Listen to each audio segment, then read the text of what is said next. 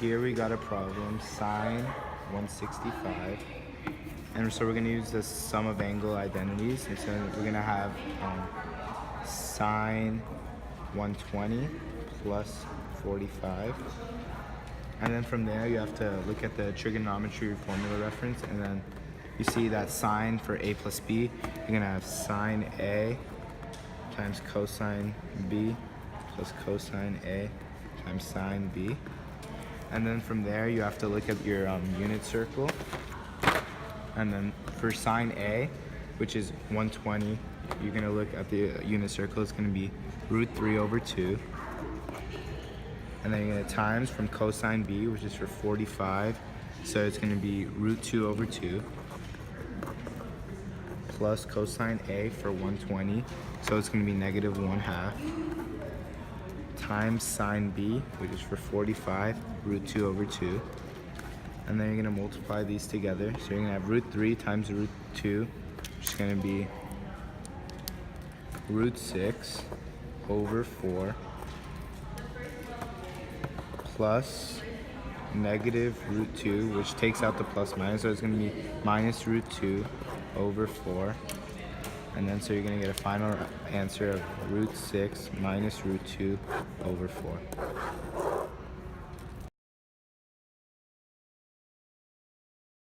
A common mistake for this problem is that when we are multiplying the radicals in the denominators for the single terms, sometimes they keep the denominator the same instead of multiplying it. So in this case, you should multiply 2 times 2 and make it 4, but some people just keep it as 2, and that's sometimes a common mistake that people make. Alright, so the problem is tangent of pi over 12, and in order to solve this problem, we'll need to convert it back. So you go 180 over pi, then you multiply it across. So that would equal 180 over 12, which would equal to 15. So then you'd have tangent of 15. And in order to get tangent of 15 and solve it, it's not on the unit circle, so you need to find 2 other numbers that solved 15. So you could use 45 and 30 using the subtraction method. So you could do tangent of 45 minus 30. And then that would be a difference of angles identity with the tangent. So there's the formula right there. So then to solve it, we do tangent of 45 minus 30 equals tangent of 45 minus tangent of 30 over 1 plus tangent of 45 times tangent of 30. And in order to get the numbers for the tangents, you need to go back to the unit circle. So the tangent of 45 is 1, so we'd have 1. Then you have minus tangent of 30, which is root 3 over 3. 1 minus root 3 over 3.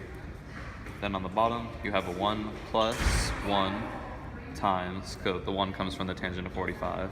And then tangent of 30 is root 3 over 3. Yeah. And then you have to factor out the denominator of 3. So you multiply the top and the bottom by 3. And then multiplying that across, you get 3 minus root 3 on the top, and then 3 plus root 3 on the bottom. And then next step is you're supposed to multiply by the reciprocal.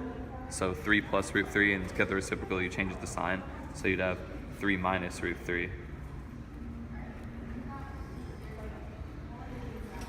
Then just multiply across.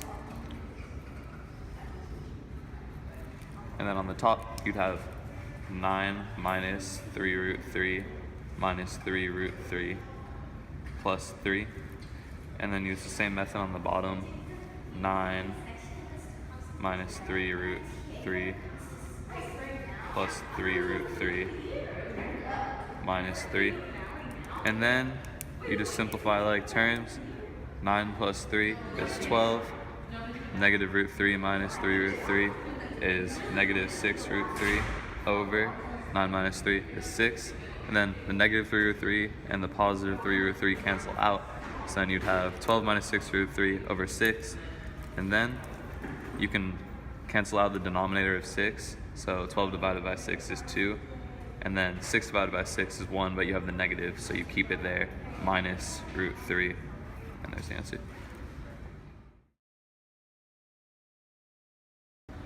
Alright, so a common mistake for this problem is that after you've simplified here, and you need to multiply by the reciprocal, people forget and they'll tend to either multiply by 3 or 3 plus root 3 instead of taking the reciprocal of the denominator and multiplying it by that on the top and the bottom.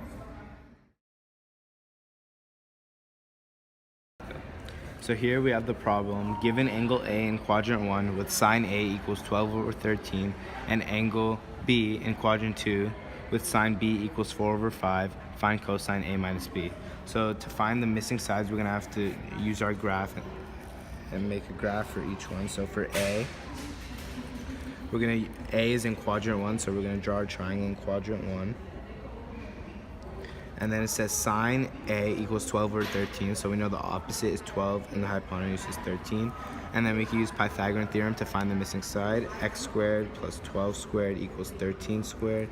So we get x squared plus 144 equals 169. And then when you subtract those, you get x squared equals 25. And then when you root that, you get x equals 5. So that's going to be your missing side.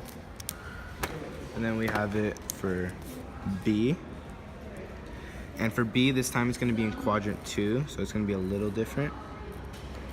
We're going to have this here and this here. It's going to be still sine. So we're going to have the 4 for the opposite and the 5 for the hypotenuse. And then we have to use Pythagorean theorem again. X squared plus 4 squared equals 5 squared. So we get x squared plus 16 equals 25. X squared equals 9.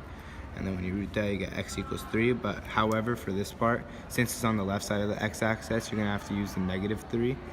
So you put the negative 3 here.